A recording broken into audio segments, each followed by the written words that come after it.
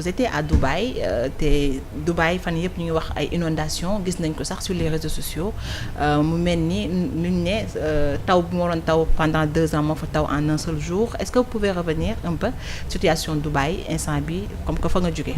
Oui, merci beaucoup Amina, merci beaucoup pour l'invitation. C'est vrai que Dubaï laa jógee yàlla cela juste 4 jours. Oui. maa ngi jóge Dubaï ñëw c'est vrai que balaa ma fay jógee.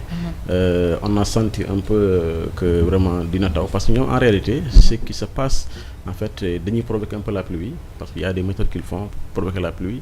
À 4 jours avant mon départ il y a eu cette provocation là.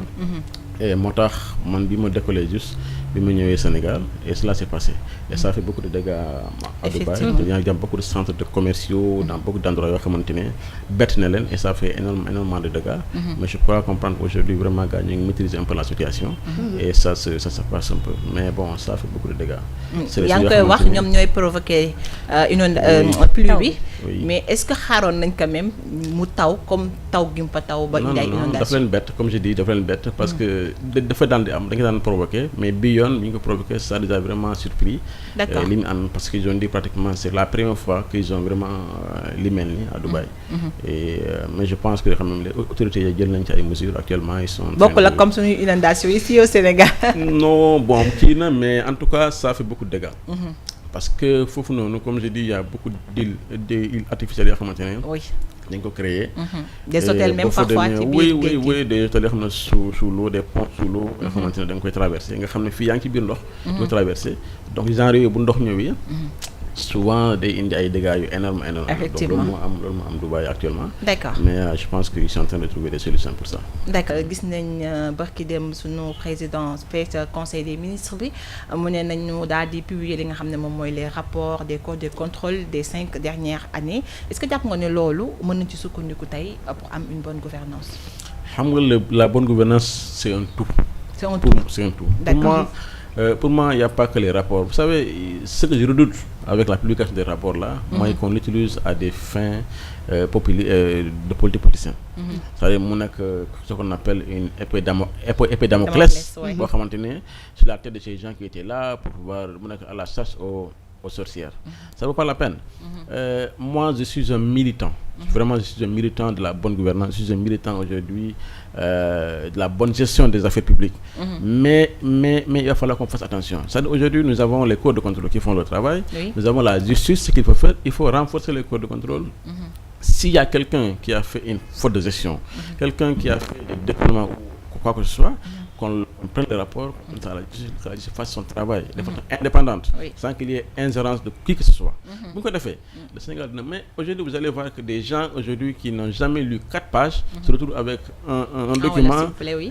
Ñu gis am benn document, ñu lire benn ñaari phrase foog ne waa ji détourné na. Alors qu'en réalité, il y a une façon de lire même les rapports. Effectivement. Une façon de lire, une façon de comprendre les rapports. Et aussi les conclusions qui les sont importantes. Donc aujourd'hui, mais malheureusement, da ngay génn foo dem dans les réseaux sociaux, tu vois partout que tu as détourné. Alors qu'en réalité, c'est même pas vrai.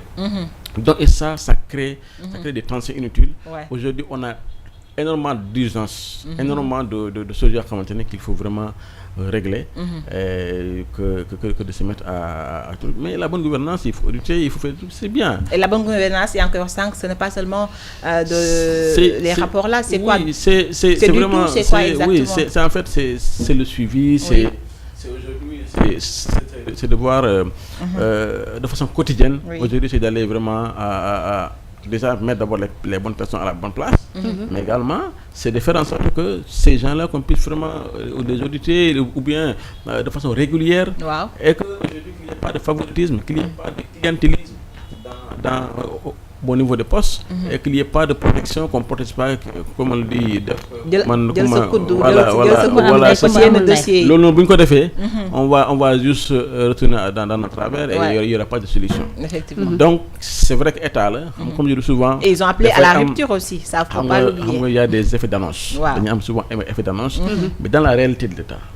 État beneen réalité moi souvent je le dis dans mes contributions qu'on nañ fait beaucoup attention.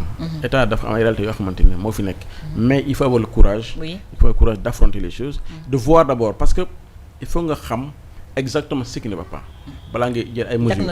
Diagnostic boo ko defut. C'est important. Tu vas prendre des mesures yoo xamante ça n'aura aucun effet. Aucun effet da nga koy wax nii rek mais doo am benn effet. Donc te c'est comme si on le dit par exemple le fait que les gens aillent arrivent au bureau avec le truc le pointage. Mais est-ce qu'aujourd'hui on sait que est-ce que s'il y a contre-performance de l'administration, est-ce que c'est lié à l'absentéisme? Est-ce qu'on le sait? On ne le sait pas. Donc si vous investissez dans ça, mais vous investissez à perte. Mais est-ce que c'est pas un bon commencement, le pointage? Le pointage, ça existe déjà. Chez nous, ça existe. À Madrid, ça existe déjà. Dans beaucoup de structures, ça existe. Ça existait? Ça existe déjà. D'accord. C'est déjà dans beaucoup d'administrations. Les gens le font. Mais tu peux voir quelqu'un qui vient à 8h, il pointe. Mais même pas ça, il est là, il regarde, il est devant son ordinateur. Mais du liggéey. D'accord. Il est dans YouTube, il est dans le truc, il est xool ay film amul benn impact. Aujourd'hui, ce qu'on doit faire, c'est d'assigner à chacun un objectif clair. Tu peux rester chez toi, travailler, l'essentiel pour toi, à la fin de la semaine, on puisse t'avaler pour dire que tu as fait ça et ça. Productif. C'est comme ça que les gens font. D'accord. Mais on perd énormément de temps. Et détails yoo xamante ne je lance un appel vraiment à ce gouvernement-là. L'urgence, c'est partout. Le Sénégal aujourd'hui ñu ngi toog leen déglu. Donc ils n'ont qu'à arrêter yenn kii yoo xamante ne. da nga jàpp ne yéen ñii da nga jàpp ne yéen ñii. Non yéen ñii parfois c'est pour brouiller politicienne foofu sax laa bëggoon duggee. un peu les pistes. Mais je pense qu'il y a beaucoup d'urgence yoo xamante ne. war nañ ci mën a concentrer wu. Tey Sénégalais il y a l'inflation qui est là yoo xamante Sénégalais ñu ngi souffrir. Donc ñu ngi xool comment faire pour au moins améliorer le panier de la ménagère. Comment faire aujourd'hui pour que les Sénégalais puissent vivre mieux, comment faire pour que les Sénégalais puissent sortir en sécurité, comment faire. Donc il y a énormément de défis, ça et là, mais malheureusement, il faut qu'on arrête yaa ngi sànni xeer mais c'est juste que Sénégal lañu bëgg ñun Sénégal lañu bëgg on veut vraiment que eux ils réussissent parce que bu ñu réussir Sénégal mooy réussir Sénégal ça c'est clair Sénégal lañu am donc je pense que il faut juste que ñu wax leen que lii lañ gaa ngi leen di déglu ñu leen di xaar donc il y a une période de grâce donc voilà